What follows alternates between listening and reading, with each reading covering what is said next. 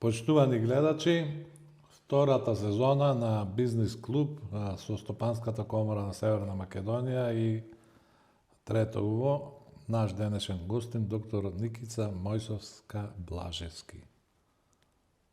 Добре дојде. Добро е најдов. Како се осеќате? Одлично, секојаш уживам во разговорите со вас. Јас па за вас сум слушал многу одамна дека сте биле многу принципиелна во професорската работа.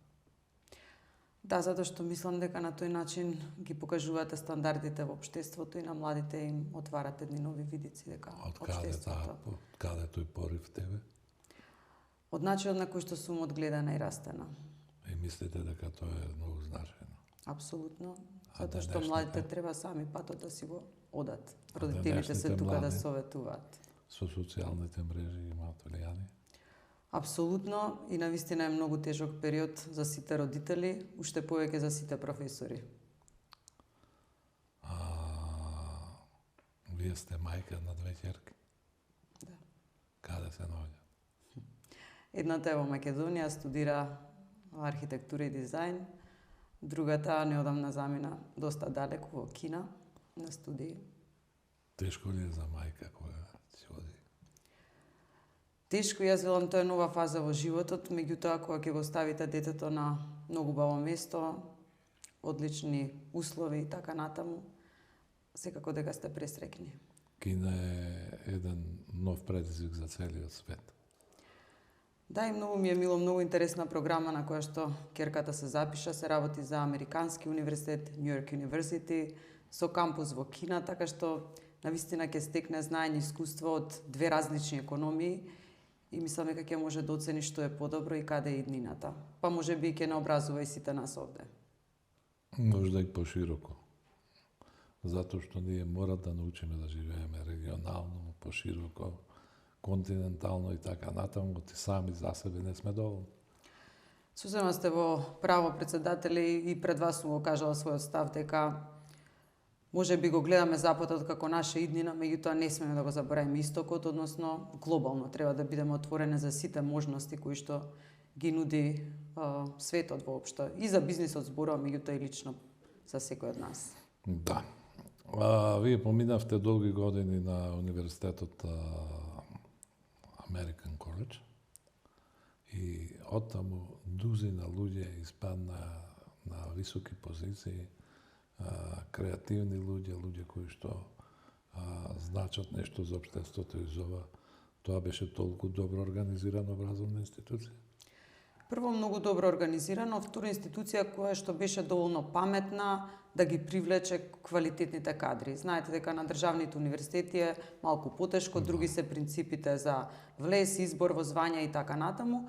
Тука беше препознаен талентот или носителите во општеството, да кажам, така што мислам дека одлична политика. Зборуваш за професорскиот кадар или зборуваш за студентите? Прво за професорскиот кадар, меѓутоа тоа несомнено влие понатаму и врз квалитетот на студентите, апсолутно. Ако направиме пресек за нашето прво барање да образованието биде во функција на бизнисот, а гледано тоа што го доживеавте таму во American College, колку денешните наши сваќања за формирање на таков кадар во образовниот процес процентуално, да кажам, беа застапени во програмите на American College? Најпрво морам да кажам, сега не сакам да го промовирам American College, секако дека има и други факултети, универзитети кои што се квалитетни, меѓутоа начинот на работа беше сосема различен или е сосема различен. За тоа сведочи американската акредитација и така натаму. Значи многу повеќе практика. И не само тоа, ние низ годините често го менувавме законот за високо образование. Имаше многу добри форми и многу добри регулативи во претходни, повеќе би рекла, закони за високо образование, кои што навистина бара вклучување на деловната заедница во, дали е тоа во формулирање на наставните програми, дали е тоа во имплементација и така натаму. Морам да пофалам една верзија во која што од законот, во која што, например, имаше законска обврска 30% од наставата да ја држат практичари. Тоа не се доктори на науки, тоа не се професори, туку бизнисмени од реалниот бизнис, што несомнено влие врз квалитетот на имплементација на програмата. Потоа задолжителна пракса, формирање на деловни совети. Сега и на јавните универзитети има, мислам се нарекуваат јавни одбори за односи со јавноста и така натаму. На приватните се тоа бизнис совети, меѓутоа на Американ коледж секогаш бизнис советот имал големо влијание и во дефинирање на наставните програми и како што спомена во имплементација, уште повеќе на пример и во дефинирање на теми за магистерски тези, на докторски тези, да бидат практични, така што тој цел концепт на еден западен универзитет. Со тоа што јас како професор, што можам да го кажам сега, кој имам искуство на западноевропските и американските универзитети, меѓутоа она што јас сум се трудела како професор да го направам е примена на знаењето. Значи, знаете дека генерално се учи... Нема ништо. Нема ништо. Значи, се учи од учебници, тие се секогаш напишани во западноевропските или во Северна Америка, меѓутоа за мене секогаш било ова го вели учебникот или теоријата. Што значи во практика? Дали се сложувате? Значи, отворени прашања кон студентите, да размислуваат и да видиме како може практично да се примени. И се надам, или барем доека бев таму како вработена со целосно работно време или дека сите професори го применуваат тој пристап. Како денеска стои таа институција? Одлично. Одлично. Одлично. Се уште верувам длабоко во квалитетот на таа институција, по старата ќерка е запишана таму на факултетот за архитектура и дизајн. Вие предавате таму. Да. Многу луѓе ми ставаат сериозни забелешки за вашето протажирање и афирмирање кое што јавно го правам, заради тоа што не доаѓате од реалниот сектор. Меѓутоа, јас имам друга логика на размислување, го ценам она што го гледам, али во бекграундот гледам многу значајни активности во Министерството за финансии, поминати долги години таму, па присуството во оваа институција која што за мене е приватна, така, исто 9 години, и дека тој спој е најдобриот спој за кадровски решенија на комората, за човек што ги познава и функционирањето на јавниот и приватниот сектор, а и образованието. Така да, горд сум со тоа што го правам и со голема, да речам, одлучност ги отврлам сите такви обвинувања. Најпрво да ви се заблагодарам на вас секако за можностите или шансите кои што сте ми ги пружила. Второ да кажам дека сите оние кои што ме познаваат добро знаат дека не би се нафатила на некоја функција доколку не мислам дека сум спремна за тоа, и тоа не е доволно спремна, туку спремна дека можам на вистина да го реализирам тоа што ни е зацртано во програмите и работата на Стопанската комора во овој случај. Јас се согласувам дека можам да направам еден мост помеѓу она што е реалноста или реалниот бизнис, она што е носење на политика и она што е во делот, да речеме, на макроекономската политика или функционирањето вкупно на целото деловно окружување. Што ме довело, да кажам, да можам така да ги гледам работите од сите агли, тоа е целата кариера, почнувајќи од Министерството за финансии, и во тешки и во добри денови во Министерството за финансии, на крајот како раководител на секторот за макроекономска политика, каде што се носи годишната макроекономска политика, каде што беше подготвена првата предпристапна економска програма за Европската унија, каде што се подготува многу други документи, предвидување на макроекономските податоци и така натаму. Меѓутоа, секако дека во сето тоа, национален развоен план, вие постојано имате контакти со деловниот или приватниот сектор. Сме направиле многу реформи, морам да го споменам сегашниот гувернер Трајко Славевски, со кој што ја направивме реформата бруто плата. Сето тоа барало постојани контакти со бизнисите и разбирање на предизвиците на бизнисите. И секогаш, во се оно што сме го работеле во тој период, сум се спротиставувала на мислењето на администрацијата или ставовите на администрацијата дека фирмите се тука да направат криминал или фирмите се тука да ги заобиколат законите. И знаете, се прават закони, меѓутоа законите не се прават да бидат оптимални, туку како да ги, се извинувам, ќе го употребам терминот, зезнеме компаниите. Значи, јас лично имам, да кажам, некоја мотивација да навистина оно што се прави биде добро за бизнисите, бидејќи според моите убедувања, бизнисите се оние кои што ја прават економијата, кои што ги плаќаат доноците, кои што ни овозможуваат на другите да имаме бенефити во смисла дали е тоа здравствено осигурување, пензиско и така натаму. Работата на универзитет, повторно, 8 години декан, го водев и бизнис советот, значи постојано сте во контакт со компаниите, затоа што сакате да видите што е она што им треба, кои вештини, кои компетенции, како тие да ги преточите во програмите и како кај младите, кои што утреден ќе влезат на пазарот на труд, како да ги инсталирате тие вештини. Последно, се надам не и последно во кариерата, работата во Македонија 2025, значи тоа е невладина организација која што е основана од македонски професионалци, бизнисмени, генерално од Канада и Америка. Така што, значи, тоа е како бизнис клуб кој што го раководам јас или програмите ги имплементирам заедно со тимот. Така што не можам да кажам дека јас сум далеко од бизнисот. Целата моја кариера сум до бизнисот и како поддршка. Значи, тоа е моја лична идеологија дека треба бизнисот да има поддршка. Било да е тоа со макроекономски совети, било микроекономски извозни стратегии и така натаму. Ова е све добро образложено, али најдобар аргумент е кој ќе се слушат вашите дискусии на седниците на управниот одбор, кои имаат тежина, имаат све ова што го зборуваш, за да може да се извлече заклучок и предлог како што ти знаеш да ги направиш. Ние морам да се сетам на седницата на управниот одбор затворена која расправавме околу законите што беа против интересите на бизнисот пред 5-6 години и дека вие неколку дами кои што сте со нас во управниот одбор таму и имавте смелоста до крај да истрчате и да кажете вистинските констатации, да и барате вистинските решенија и тоа остави еден сериозен трак кај нас, кај сите, да имаме према вас одредена почит, која што е многу значајна затоа што посмело и поотворено ги кажувате работите, али и нудите решенија.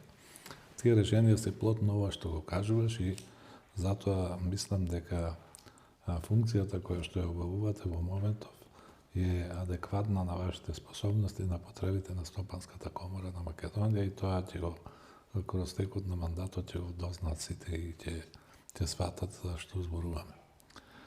Да се вратиме малку на науката. Науката е исклучително важна за бизнисот. Вашата наука и кариера во тој дел е врзана за странски држави. Значи, започнавте со докторирањето во Велика Британија.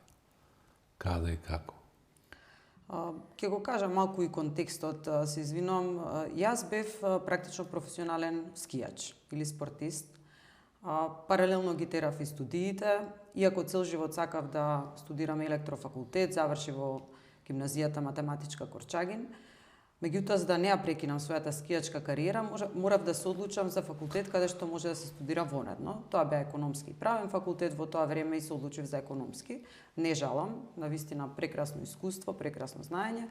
Веднаш штом заврши факултет, се вработи во Министерството за финансии, имав можност тогаш во една банка да се вработам, меѓутоа мене секогаш ме води мотивација која што се нарекува мотивација за да правите јавно добро или добри работи, значи од скијањето каде што вие представувате држава, вие се надпреварувате во име на државата, горди сте ако имате добри резултати за државата. Значи така одлучив и да работам во јавна администрација, Министерство за финансии. Беше еден убав период кога се правеа многу реформи, СОК тогаш се реформираше, се воведуваше данокот на додадена вредност, значи прекрасно учење и со прекрасни луѓе обкружена. Меѓутоа, некако се чувствував дека достигнав некој плафон во тоа, дека првичното, она што ме мотивираше, спласна. Тогаш се отворија првите повици за стипендирање докторски студии, аплицирав, не знаев кои ми се можностите, меѓутоа среќа добив стипендија од Институтот Отворено општество во тоа време. Заедно со, морам да го споменам, Јован, кој што беше градоначалник на Охрид, почина за жал. И тоа беше искуство. Апсолутно. Така што заминав на Универзитетот Стафордшир во Велика Британија, во едно мало градче Сток-он-Трент, кој што после стана познато по фудбалскиот клуб Сток. Меѓутоа, тоа беа докторски студии кои што беа насочени кон луѓе кои што работат. Така што 4 години, практично по 4 месеци, престојува во Велика Британија, а останатиот дел условот беше да работите некаде. Беше одлична комбинација, беше шок првично да видите како функционира еден друг систем образовен. Нашиот образовен систем, јас се уште велам, се базира генерално на максимизација, да напишете повеќе во тетратката по некој предмет, да напишете повеќе на испит, да напишете поголема магистарска теза, докторат. Таму се соочив со култура на минимизација.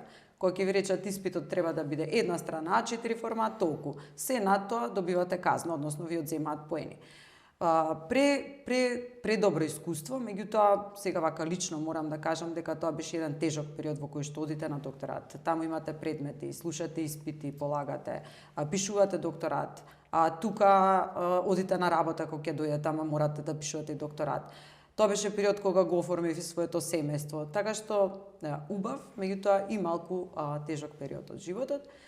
Кога заврши докторатот, потоа бев унапредена во една позиција повисока во Министерството за финансии, меѓутоа некако сметав дека треба да започнам и академска кариера. Така што така некако, велам, стихино се одвиваат работите, меѓутоа, веројатно, амбицијата, мотивацијата секогаш ме водела низ животот. И она што е најважно, да имате поддршка од домот, партнерот, семејството. Така. И после тоа доаѓа Аризона. Да. Значи, многу сакам да учам, ајде да кажеме дека да. Не беше малку, па... Повремено мислам дека секој треба да се проба каде, да видите во светот дали сте доволно квалитетен. Знаете, во рамки на оно што го нарекуваме доживотно учење. И кога сте во академска средина, тоа се опциите. Значи, напредував до позиција на редовен професор, нели, пишување на трудови и така натаму, меѓутоа одлучив дека повторно ми треба малку изложеност, да кажам, меѓународна. Повторно добив стипендија Fulbright од американската влада, тоа се наречени постдокторски студии на Arizona State University. Повторно еден прекрасен период од мојот живот, главно работев на истражување по мојот домен на Тоа беше 9 месеци. Значи, да. Каде што работев на истражувања поврзани со пазарот на труд и образованието, тоа е она што најчесто го истражувам. И потоа уште едно, после 2 години од тоа, престој на London School of Economics или Лондонската школа за економија. Така да постојано во кариерата мислам дека мора да имате такви повремени меѓународни искуства. Ако зборуваме за нешто што сакаме да градиме, а тоа е таков систем, колкава е разликата меѓу нашиот образовен систем и ова што го видовте во странство? Имајќи нас шампиони, значи тие методи или начини на образование веќе се застапени некаде, меѓутоа не се проширени за жал. Пак ќе го спомнам Универзитетот American College, меѓутоа не секаде. На други места генерално се многу нефлексибилни програмите, многу неотворени кон бизнис заедницата, многу теоретски насочени, меѓутоа ајде да не критикуваме. Се надевам дека сега се подготвува нова стратегија за образование, вклучена сум во тоа, па се надам дека малку ќе влијаме. Веруваш ли во тоа? Веруваш ли дека е тоа стварно? Да. И јас верувам. Инаку не би биле тука председатели, инаку ни вие, ни јас не би се бореле, не би работеле ако не веруваме. Ама мислам дека ние имавме такво искуство уште во бившата држава и дека изградивме не таков, али приближно таков систем кој што е можно да се оствари, во кој што ќе има предвидливост, што е многу битна и за бизнисот и за образованието. Али она што мора да се направи, тоа е статусот да се подобри. Мора да се дигне статусот на образованието и по средствата, и по парите, и по политизацијата која што кај него извршена, да се острани така натаму, да дојде во ситуација да може да испорачува стварно кадржа. Значи, ние да немавме сега кризи други, најголемата криза во последните 10 години ќе беше кадарот. Ние немавме кадар веќе. Најпрво морам да кажам дека и тоа ми е аргумент кога зборувате најчесто со некој од диаспората, меѓутоа оние кои што се иселиле затоа што не биле задоволни од животот тука и од различни причини, кога ќе речат ништо не чини во Македонија и така натаму, ама ние тука сме многу успешни, ние сме професионалци, јас велам добро каде го стекнавте образованието? Во Македонија. Така што не можеме да кажеме дека нашиот образовен систем е неквалитетен.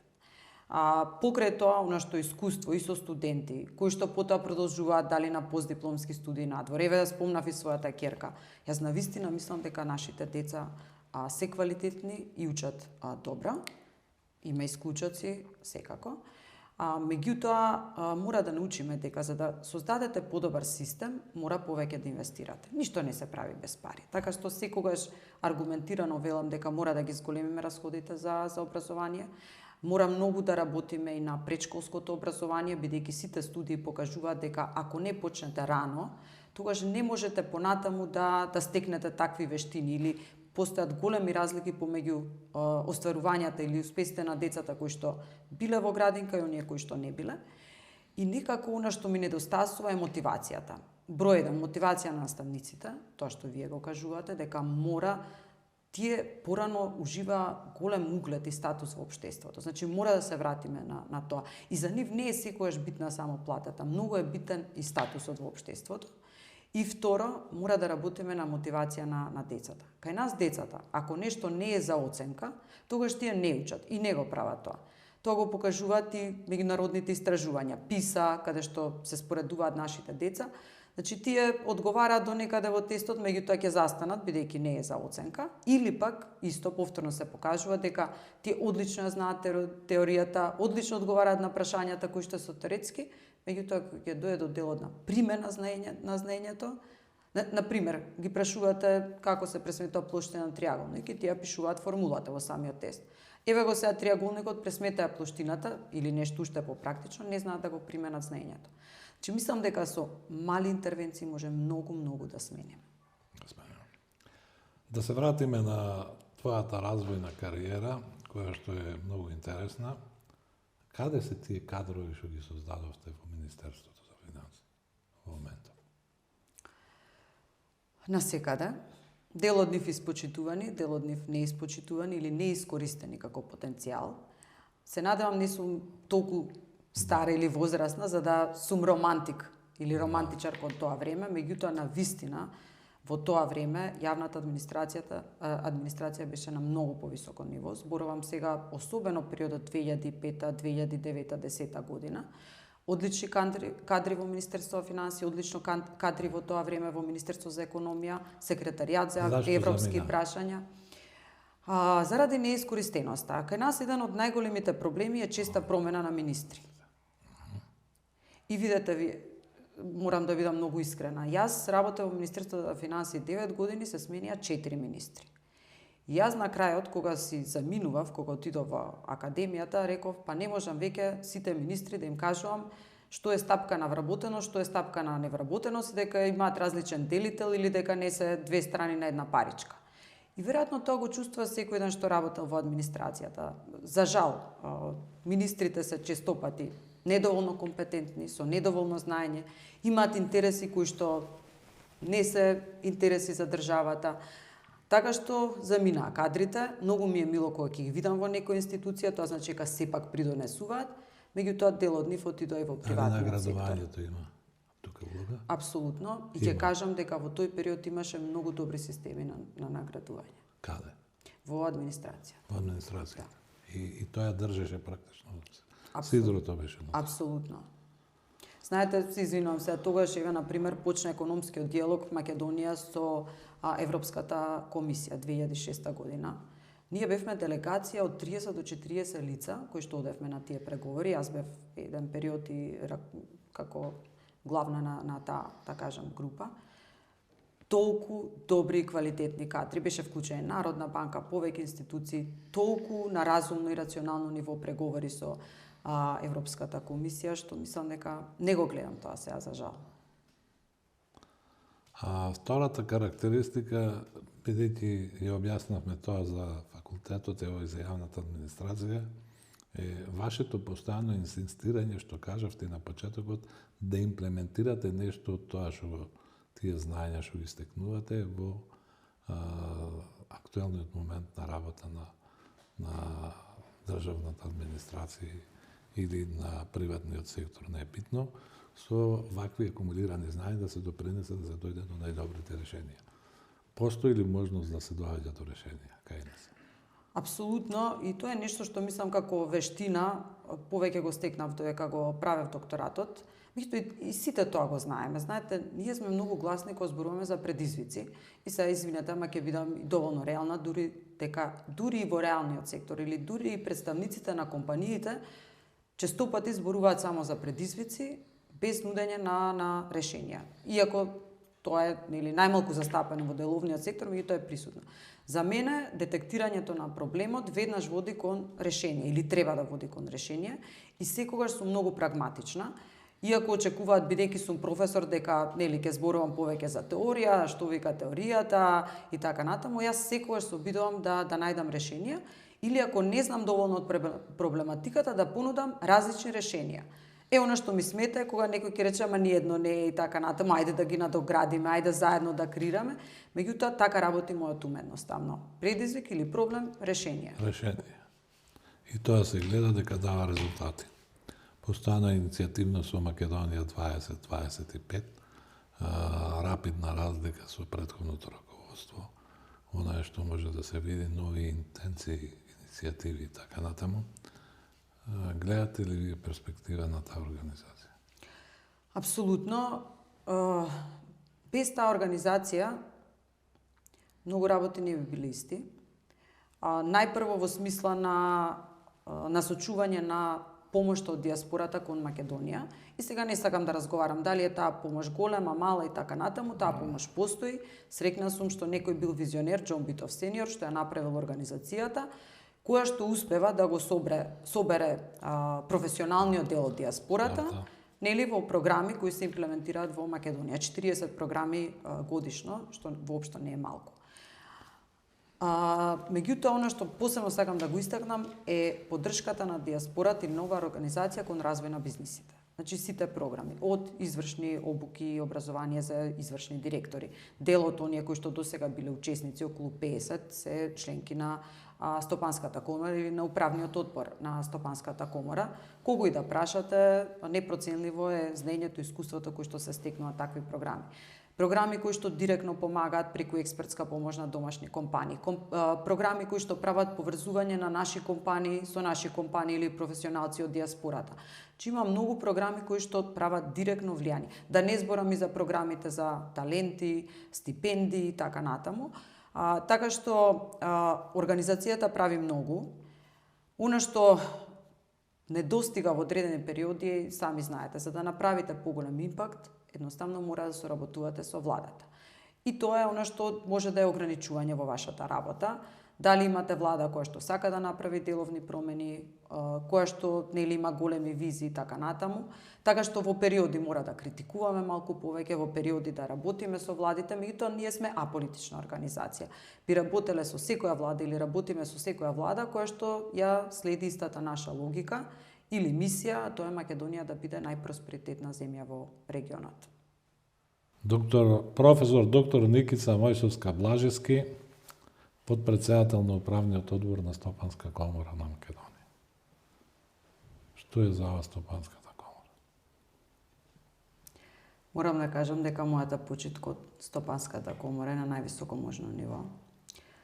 Затоа што таму членуваат компании кои што го прават македонскиот извоз, компании кои што го финансираат, би рекла, нашиот буџет, компании кои што не водат напред. Она што за мене е голем процес на учење, тоа е секој еден разговор со представниците на компаниите. Уште повеќе да кажам со представниците на управниот одбор. Ова ми е втор мандат во управниот одбор, сега во функција на подпредседател. Меѓутоа, напредокот кој што го има во комората, навистина е незамислив. И голема чест ми е што можам да седам со сите тие луѓе, да разговараме за проблеми кои што ги засегаат бизнисите, меѓутоа, како што зборувавме и претходно, како да најдеме решение. Комората е глас на бизнисот. Ако треба да кажам со една реченица, тоа би рекла. И навистина се гордеам што може сето она што го знам, дали е тоа односење на политики, дизајнирање на политики, детектирање на проблеми и така натаму, да го применам во комората. Прекрасни луѓе кои што се грижат за знаете како колективно тело кое што се грижи за своите интереси секој посебно, меѓутоа доаѓате до еден колективен интерес, како што ја нарекуваат онаа невидлива рака на пазарот, вели сите делуваат во свој интерес, ама на крајот сето тоа е во интерес на економијата и државата. И се надевам дека понатаму ќе имаме уште успешни бизниси кои што ќе дојдат и кои што ќе сватат силата на комората. Морам да кажам дека е чест да се работи со вас, како вие ги гледате предизвиците и визионерски размислувате како да ги надминаме. Јас можам да кажам, сум го кажал тоа повеќе пати и сега, дека најзначајна работа за мене е да ме фрлат со подобран некаде во светот и да каде слетам ќе најдам комора. Ако мрежното поврзување на компаниите е клучот на нашата активност, тогаш коморите тоа го прават на најдобар можен начин. Значи, покриене целиот свет со комори, со луѓе кои и секаде каде да влезеш во која било комора се представиш, дека доаѓаш од некаква комора, ќе најдеш на пријатен одзив од луѓето, на блискост, на практично на едно семејство во светот кое што се занимава со една работа, тоа е да го представи интересот на бизнисот. Меѓутоа, постојаната интенција која што ние имаме во целиот овој период од кога се направи едно кадровско преструктурирање, како да учиниме што повеќе за компаниите, директно. И мислам дека е тоа добар пат, кој што го имаме одбрано и дека во последните 2 мандата, во кога се ти, тоа можеш да го потврдиш, тоа и се случува. Дали ќе помогнеме со кредити, дали ќе помогнеме со машини, купување, дали со заеднички настап на трети пазар, дали со заедничко овдање на саеми, дали со размена на некакви информации, секогаш има нешто кое што е во директна корелација и интерес со компаниите. Тоа како политика го продолжуваме и понатака и го шириме на регионот, затоа што ние како мала економија друга алтернатива немаме. Дали во личноста и персоналниот капацитет на Никица има размислувања за нови предизвици, нови методологии, нови, да речем, алатки кои што можат да помогнат за македонските компании. Секако, морам да ја потенцирам уште еднаш улогата на комората и се надам дека владите, секоја влада разбира каква е моќта на коморите и дека треба да ги слуша или ислуша коморите и да ги консултира во носење на одлуки. Меѓутоа, не сме ги забораваме сите периоди на кризи во кои што Стопанската комора на вистина помогнала секогаш кога било побарано. Зборувам, помогнала и на компаниите, помогнала и на владите. Да не забораваме ковид пандемијата. Во колку работни групи, колку комитети учествувавме, не спиевме, исто како да сме дел од владата. Понатаму енергетската криза, со предлози, значи зборувам за навистина многу долг период комората постои над 100 години, меѓутоа јас се сведочам за последнава декада во која што комората има големо место. Кои се моите лични предизвици, желби што сакам да преточам во комората? Комората има сега ова е повеќе за гледачите, меѓутоа 3 главни цели: регионална соработка, извоз и формирање на работна сила или човечки капитал кој што одговара на потребите на бизнисот. Значи, работам и ќе продолжам да работам во делот на човечки капитал кој што одговара на потребите на бизнисот, дали е тоа преку мојата професорска кариера, дали е преку обуките кои што ги правиме преку Македонија 2025, дали е тоа во интеракција со носителите на политики, споменав, вклучена сум многу интензивно во изработка новата стратегија за образование и тоа посебно во делот за високо образование. Меѓутоа, она што мене ми е пасија, желба и како макроекономист и како економист генерално, тоа е извозот. Значи, споменавте мало отворена економија. Мора да се базира растот, економскиот раст на извозот и инвестициите, да не ги забораваме инвестициите. И браво за оваа влада, она што го прави за инвестициите во инфраструктурата, поддршка на инвестициите на приватниот сектор. И во тоа бевте вклучени или бевме вклучени како комора, или во дефинирање на условите за унгарскиот заем. Меѓутоа, за мене извозот е клучот. Што би сакала, и комората има клуб на извозници, значи одлични активности поврзани со извозот, би сакала да направиме промена малку во начинот на размислување на компаниите, а тоа е дека, знаете, ајде Западот тие се наши најголеми трговски партнери, така натаму, што е се точно, меѓутоа што е со истокот. Ајде да погледнеме каде растат економиите, каде расте популацијата, бидејќи имаме потрошувачки производи кои што главно се насочени кон популацијата, кон населението.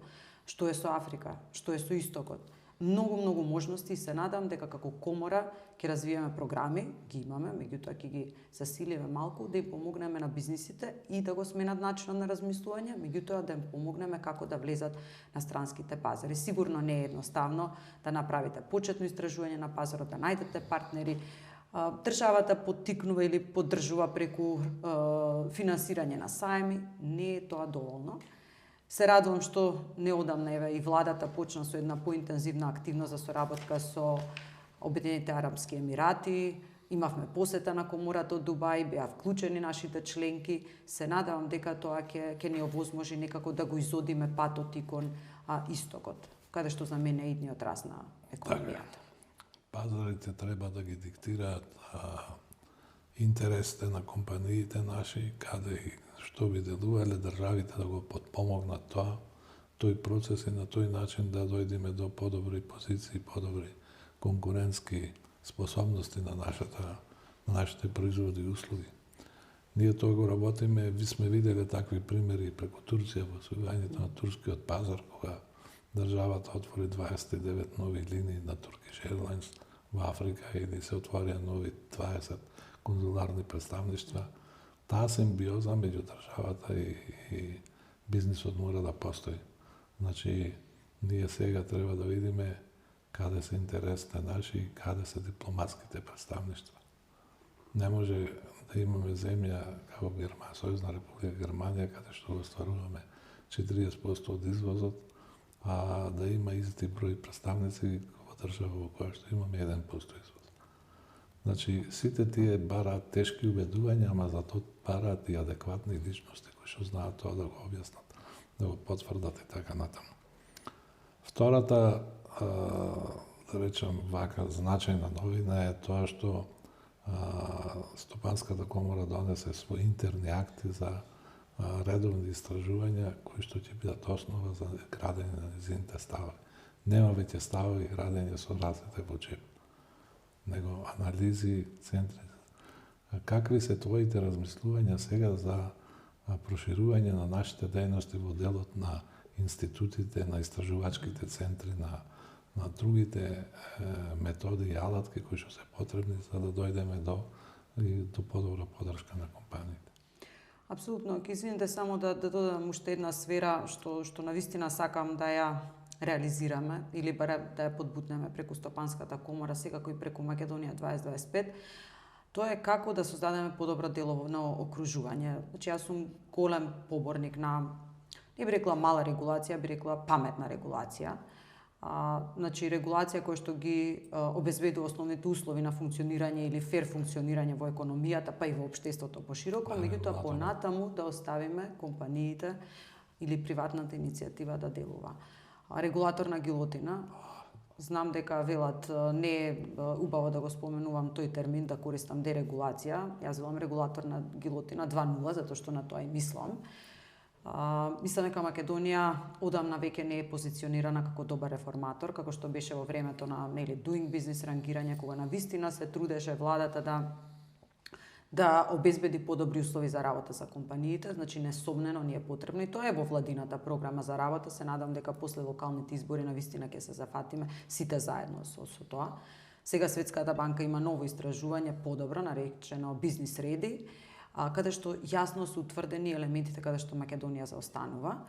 И мислам дека Стопанската комора и сите кои што имаат познавања во спроведување на реформи треба да помогнеме заедно со владата тоа да се реализира. Со ваква регулација, и тоа особено можам да го кажам со сите оние бизниси кои што доаѓаат, дали на македонци, дали нивни пријатели од диаспората, дали е тоа Австралија, дали е тоа Америка, Канада и така натаму, че едноставно сите тие се сочуваат со преголема и непотребна регулација. Јас знам дека нашата стратешка цел е за членување во ЕУ, дека ќе кориме натаму, меѓутоа мислам дека делот законите или регулативата или аки комунитер прерано ги имплементиравме. ги имплементиравме на пониско ниво на развиеност. Тие правила, дел од тие правила и закони се поставени кога веќе сте развиена земја, дали е тоа за CO2 емисии, така натаму. Ние некако прерано, наместо да се зафатиме со други реформи, го применивме законодавството.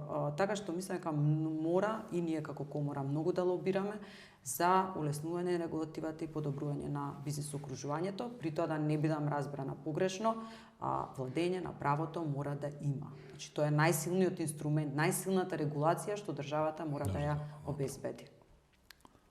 Реков дека сте биле скијач. Добар скијач. Не знам дали е нескромно да кажам најдобра скијачка во Македонија. 29-та на светско првенство, таков резултат нема до сега. Учествувавте ли на некоја олимпијада? 2 светски првенства. Каде? Сестриери Италија, Уел, Америка. Приказната со моето учество на олимпијадата е еден, би рекла, најтежок момент во мојот живот, кариера. Меѓутоа морав да пораснам многу брзо. Бев најдобар скијач во Македонија 5 години поред и така натаму. Меѓутоа, заради некои лични контакти, еден друг скијач беше пријавен за да учествува на олимпијада. Како насекаде кој нас? Да, се обидоа да направат некоја промена, беше невозможно. Едноставно, Македонскиот олимписки комитет пријавил друг кандидат во Светскиот олимписки комитет. Јас отидов на олимпијада, тогаш бев млада, 18-19 години, ми рекоа ќе учествувам, не се кире, ќе средиме таму. Не учествував, меѓутоа морав да пораснам многу брзо. Голем шок беше за моите родители кои што навистина не можеа ништо да направат, за мојот тренер, за сите мои, да кажам, клубски колеги.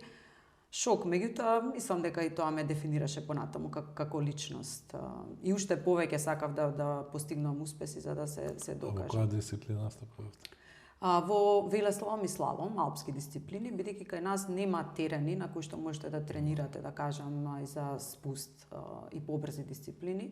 Меѓутоа, мојот живот беше посветен на скијањето, многу припреми, секој месец Австрија, Италија. Споменав, студирав воредно затоа што тоа беше, навистина требаше да имате многу голема љубов кон скијањето за да го постигнете сето тоа, и да не споменам дека немаше никакво финансирање, значи морате сами да се финансирате. И остана љубовта према тој спорт.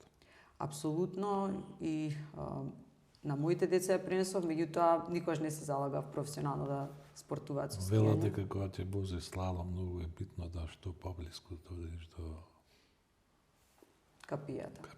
Така е? Така е, да. Значи треба да многу има мисловен процес, не е само физички, бара голема физичка подготвеност, меѓутоа начинот, патеката што избирате, начинот на кој што поминувате, стратегија правите за секоја капија како да се помине. Па тоа е исто како во работава наша. Апсолутно. Правиме како да победиме за да ги изгураме законот. Да, и за да дојдете најбрзо што можете до целта. Тоа ме научи на многу силна дисциплина, на тоа дека имаш цел, треба да ја оствариш целта, меѓутоа исто така и дека патеката кон целта не е праволиниска, некогаш има нагоре надолу работи, ама не смете да се откажете. Под Б спорт имаш? Како? Под Б спорт имаш? Под Б спорт, бициклизам и планинарење. И го применуваш? Да. Денеска? Не сакам трчање, меѓутоа и трчам, сум трчала и полумаратони, штафети и така натаму. Да. Многу го сакам спортот, знаете, за мене не можам да медитирам, така сум подинамична личност која што пробала да медитира, не можам, и тоа звелам спортот е медитација. Кога скијаме медитација, кога планинараме медитација, тогаш ми доаѓаат најубавите мисли, ги решавам проблемите, апсолутно. Која е најубава македонска планина? Па сега јас Не за скијање, за уживање. За уживање Попова шапка. Попова шапка. Планината. Јас мислам и за скијање и за уживање најубава. И многу ми е криво што не е инвестирано, што не е средано. Има голем потенцијал. Па имаше таму некои инвестиции. Имаше инвестиции и така натаму, меѓутоа очигледно различни интереси не можеме да реализираме. Тоа е една од работите кои што навистина ми е жал зашто не сме реализирале. Имаме големи можности за туризам, ама не ги искористуваме. Читаш книги? Читам, меѓутоа едно време многу читав професионални книги. Што се врзани за струката. Да. Не од педиатристиката. Не многу, меѓутоа, ајде, читам измеѓу некои книги, генерално. Сега читам една, се вика Rational и Irrational, рационално-нерационални, кои што ги објаснуваат нашите однесувања, меѓутоа и нели маркетинг стратегиите и како не мамат со различни стратегии. Повеќе уживам такви книги да читам. Филмови гледаш? Па гледам, немам доволно време кој што би сакала. Ти имаш? Не затоа што планирам и понатаму да работам многу. Сега имам зголем обем на активности. Ама зависно од приоритетите што се ги даваш. Апсолутно. Сега ми е приоритет работа во Македонија 2025, работата во Стопанската комора. Ако можеме да ја поддржиме владата во некои работи, помагам и во дизајнирање новиот технолошки парк. Се надам дека тоа ќе биде успешна иницијатива на владата. Успешен проект. И времето со семејството секако. Многу работи во еден таков состав во кој што луѓето донесуваат информации, донесуваат своји навики, своји размислувања и така натаму. Се многу значајни за да добиеш комплетното милје и мислам дека се повеќе треба да се шириме кон организации каде што можеш да слушнеш различити мислења и да ги почитуваш, затоа што не ни беше тоа најдобрата страна. Јас во времето јавно кажував дека тоа почитување на различитото мислење и диалогот и така натаму го научив од словенците и не се страмам да кажам. И ден денес како има од кого да научам, ќе го научам и ќе бидам горд на тоа. Така да комората е еден од тие форуми и ево користам прилика да ги поканиме сите кои што не се таму да дојдат кај нас и го едне такви форуми современи, модерни, кои расправат за современи технологии, нови технологии и така натаму, да го искажат своето мислење, да ги спротиставиме аргументите и да дојдеме до најдобрите решенија. Тоа не се плаќа, нити нешто захтева посебно, него тоа е еден начин да дојдеме до вистината, да дојдеме до решенијата кои што ни се потребни. Јас комплетно се слушувам со вас, споменав дека сум макроекономист кој што цел живот работи со квантитативни модели, методи, предвидување, прогнозирање. Меѓутоа, она неформално прогнозирање на еднината, што се случува на седниците на управниот одбор на Стопанската комора, е незаменливо со ништо друго. Ниту еден модел не може тоа да го предвиди, ниту да го разбере, ниту пак да најде решенија. Така што сум благодарна навистина на сите членови на управниот одбор што се отворени најпрво да слушнат мислење, дури се отворени да си ги кажат проблемите што некогаш еве ги рачунаме како тајна на компанијата и сите се трудиме да најдеме решение. Значи да работиме за доброто на бизнисите, ама морам да го кажам делот дека и да работиме за добро на државата или на економијата. Секогаш сме имале подадена рака кон носителите на политиките, некој ја користел повеќе, некој помалку, меѓутоа мора да разберат дека она што случува на терен, тоа знаење го има комората и секако за начините како се надминат проблемите. Луѓе да го ги прашат ќе кажат дека професорката е активна и во општествениот живот, и во излегувањата, и во дружењата и така натаму.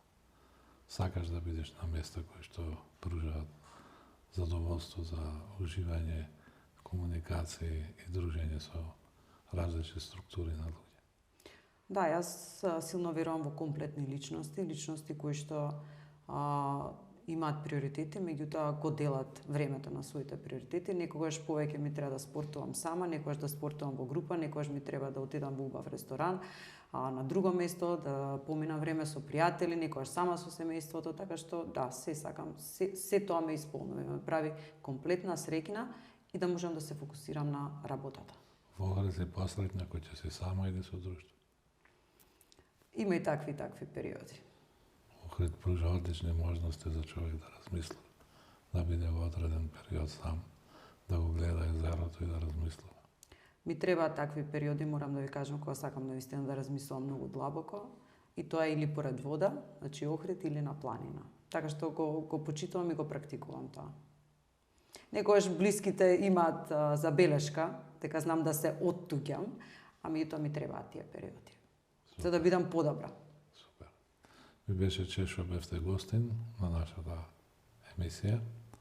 ние ќе продолжиме и понатака и со емисијата и со нашето работење и сигурен сум дека ќе постигнеме резултати. Ви благодарам многу за овој разговор, меѓутоа и генерално за водството, визијата и соработката.